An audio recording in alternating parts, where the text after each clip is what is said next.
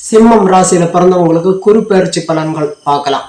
2024ஆம் ஆண்டு மே மாதம் 1ஆம் தேதி குரு பயிற்சி நடைபெற இருக்குது.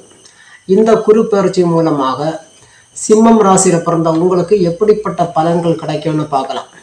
சிம்மம் ராசியில இருக்கக்கூடிய நட்சத்திரங்கள் பார்த்தீங்கன்னா, கேதுவனுடைய மகன் நட்சத்திரம் 4 பாதங்கள், சுக்கிரனுடைய பூரம் நட்சத்திரம் 4 பாதங்களும், சூரியனுடைய உத்தரம் நட்சத்திரம் முதல் பாதம் மட்டும் இருக்குது.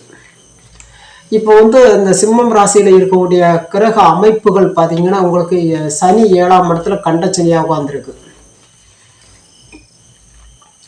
8ல் ராகு, 2ஆம் இடத்துல கேது. குரு பகவான் இதுவரைக்கும் 9ஆம் இடத்துல பாகிஸ்தானத்துல இருந்துட்டு நல்ல யோகமான பலன்களை கொடுத்தது. இப்போ அந்த இடத்துல இருந்து விலகி 10ஆம் இடத்துல குரு பகவான் வரப்போகுது மே மாதம். ஒரு பழமொழி உண்டு, 10ல் குரு வந்தால் செய்யும் தொழில் பாழாகும். இந்த 10ஆம் இடம் தொழில் ஸ்தானம். இந்த 10ஆம் இடத்துல சனியோ ராகுவோ வந்தால் அந்த செய்யக்கூடிய தொழிலை நல்ல ஒரு லாபத்துல கொண்டு போகும், நல்ல தொழில் வளர்ச்சி ஏற்படும் அந்த காலகட்டத்தில். ஆனால் அதே நேரத்தில் குரு பகவான் 10ல் வந்தால் நீங்கள் என்ன தொழில் செய்கிறீங்களோ அந்த தொழிலை பாழாக்கி விட்டுரும். தொழிலில் பெரிய அளவில் ஒரு முன்னேற்றம் ஏற்படாது. இது சொந்த தொழில் செய்கிறவங்களுக்கு அதிகமாக. இப்போ ஒரு கம்பெனியில் நீங்கள் ஒரு வேலை செய்கிறீங்க, ஒரு ஊழியராக இருக்கிறீங்க, அல்லது ஒரு நிறுவனத்தில் ஒரு ஸ்டாஃப் ஊழியராக இருக்கிறீங்கன்னா அதில் பெரிய பிரச்சனை வரும். நீங்கள் உங்களுடைய உடல் உழைப்பை கொடுத்து வேலை செஞ்சு அதன் மூலமாக கொடுக்கக்கூடிய சம்பளத்தை வாங்கிட்டு போயிடுவீங்க, உங்களுக்கு பிரச்சனை வராது. ஆனால் உங்களுடைய சொந்த பணத்தை போட்டு பல லட்சம் ரூபாய், பல கோடி ரூபாய் முதலீடு போட்டு நீங்கள் சுயமாக ஒரு தொழில் செய்கிறீங்கன்னா கண்டிப்பாக 10ஆம் இடத்துல குரு வரக்கூடிய காலம் நீங்கள் அதை செய்யக்கூடிய தொழிலில் நிறைய பிரச்சனைகள் ஏற்படும். பிரச்சனைகள் என்னன்னா, தொழில் மந்த நிலைக்கு போயிடும், ஒரு லாபத்தை எதிர்நோக்கி போகாது.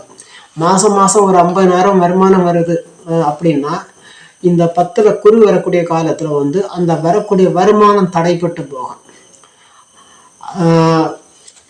இந்த மாதிரி தான் பிரச்சனை. அடுத்தது பார்த்தீங்கன்னா, இந்த 10ஆம் இடத்த குருவின் பார்வை உங்களுக்கு 5, 7, 9 உங்கள் ராசிக்கு 2, 4, 6 3 இடங்கள்ல படம். இப்போ ஒரு கிரகம் யோகமான அமைப்புல இருந்துகிட்டு அந்த பார்வை பார்த்தால் அது யோகமான பார்வையா இருக்கும். உதாரணமாக இந்த குரு பகவான் 9ஆம் இடத்துல பாகிஸ்தானத்துல இருந்துகிட்டு பார்க்குற பார்வை நல்ல யோகமா இருக்கும்.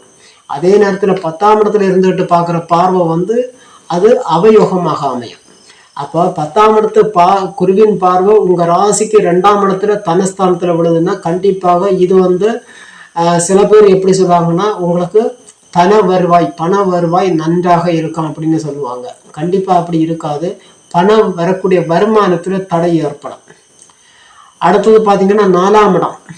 4ஆம் இடத்துல குருவின் பார்வை. இந்த 4ஆம் இடம் அம்மாவுடைய உடல் நலம், சொந்த வீடு கனவு, சொத்து வாங்குறது, வண்டி வாகனங்கள் வாங்குறது, இதெல்லாம்.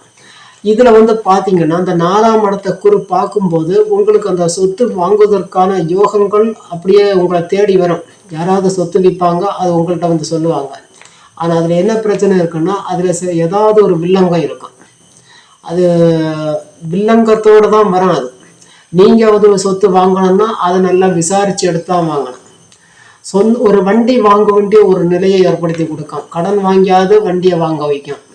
இப்போ இதெல்லாம் வாங்கணும். 4ஆம் இடத்தை பார்க்குறது, சொந்த வீடு கட்டணும்னா இந்த நேரத்தில் உங்களுக்கு மனசில் ஒரு ஆசையை தோண்டி விடும். சொந்த வீடு கட்டணும், கையில் பணம் இருக்காது.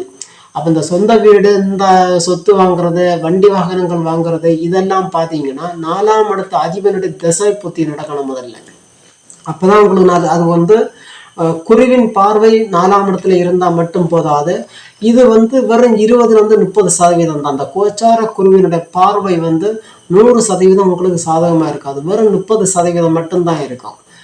அப்போ வெறும் 30% உங்களுக்கு யோகமா இருக்கக்கூடிய இந்த பார்வை 4ஆம் இடத்துல படும்போது கண்டிப்பாக அந்த யோகங்கள் முழுமையா உங்களுக்கு கிடைக்காது.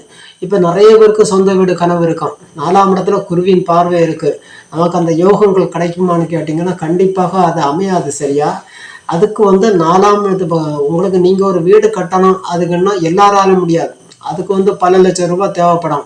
சில பேர் பணம் இருந்ததுன்னா ஈஸியா கட்டி முடிச்சிருவாங்க. நிறைய பேருக்கு அந்த பணங்கள் சேர்ந்து வராது. அந்த அந்த அதற்கான அமைப்புகள் இருக்காது. ஏக்கத்தோடு இருப்பாங்க, எப்படா நமக்கு ஒரு வீடு கட்டக்கூடிய அந்த யோகம் வரணும். அப்போ 4ஆம் இடத்து அதிபனுடைய தசை புத்தி நடக்கணும். முதல்ல 4ஆம் இடத்து அதிபனுடைய தசை புத்தி நடந்தால் அந்த சொந்த வீடு கட்டுவதற்கான யோகங்கள் கூடி வரும். அதே மாதிரி பார்த்தீங்கன்னா 6ஆம் இடத்தை குருவின் பார்வை பார்க்குது. 6ஆம் இடம் வந்து கடன், நோய், வம்பு, வழக்கு. அப்போ இது வந்து இந்த ஏற்கனவே பார்த்தீங்கன்னா உங்களுக்கு 8ஆம் இடத்துல ராகு, 8ஆம் இடத்துல ராகு, 7ல் கண்ட சனி. இப்போ இந்த கிரகங்கள் எல்லாம் உங்களுக்கு சாதகமாக இல்லை. அப்போது 8ல் ராகு வந்து இந்த 8ஆம் இடம் வந்து பார்த்தீங்கன்னா உங்களுக்கு வந்து மொத்த கெட்ட விஷயங்கள், எல்லா பிரச்சனைகளும் அடங்கி இருப்பதான் 8ஆம் இடம். 8ல் ராகு இருக்கும்போது ஒரு சுப நிகழ்ச்சி, எந்த ஒரு சுப நிகழ்ச்சியும் எடுக்கப்படாதுன்னு சொல்லுவாங்க.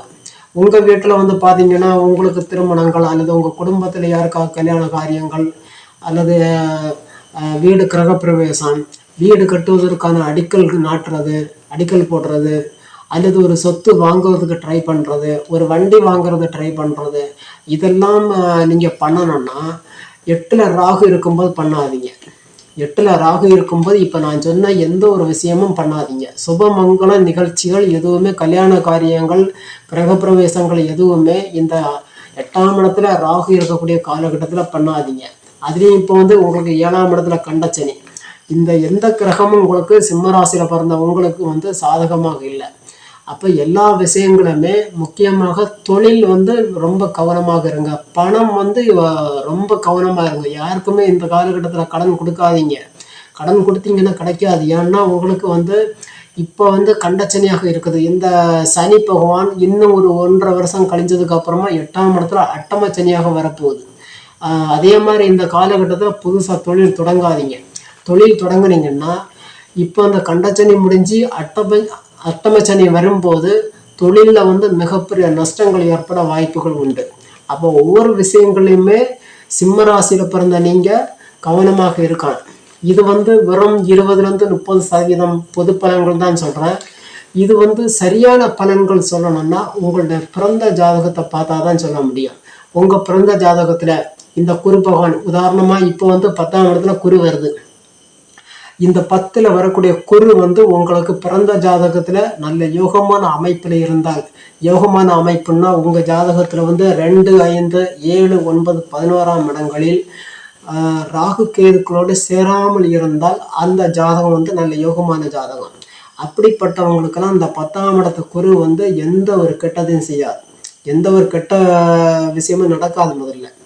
அதே மாதிரி பார்த்தீங்கன்னா உங்கள் பிறந்த ஜாதகத்தில் இந்த சனி, ராகு, கேதுக்கள்லாம் நல்ல யோகமான அமைப்பில் இருந்தால், இப்போ உங்களுக்கு கண்டச்சனி நடக்குது, அடுத்தது அட்டமச்சனி வரப்போகுது. இதெல்லாம் உங்களுக்கு பெரிய அளவில் பிரச்சனைகள் கொடுக்காது.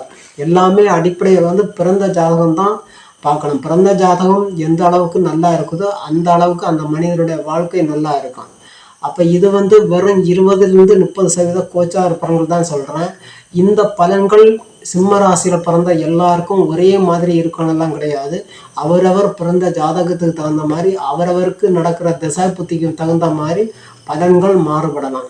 உங்களுக்கு எதிர்கால வாழ்க்கை நல்லபடியாக அமையுமா? கவர்மெண்ட் வேலை படித்து முடிச்சிருக்கேன், வேலை கிடைக்குமா? அல்லது வாடகை வீட்டில் தான் இருந்துகிட்டு இருக்கேன், சொந்த வீடு கட்டுவதற்கான யோகம் இருக்குதா? இதெல்லாம் தெரிஞ்சுக்கணும்னா உங்களுடைய பிறந்த ஜாதகத்தை பார்த்தா தான் சொல்ல முடியும். உங்களுக்கு ஜாதகம் பார்க்கணும் அப்படின்னா இந்த வீடியோவில் கொடுத்துருக்கிற வாட்ஸ்அப் நம்பருக்கு காண்டாக்ட் பண்ணுங்கள். உங்களுக்கு ஜாதகம் பார்த்து சொல்லப்படும். இந்த வீடியோ உங்களுக்கு பிடிச்சிருந்தோம்னா எங்களுடைய சேனலை சப்ஸ்கிரைப் பண்ணுங்கள், ஷேர் பண்ணுங்கள், லைக் பண்ணுங்கள்.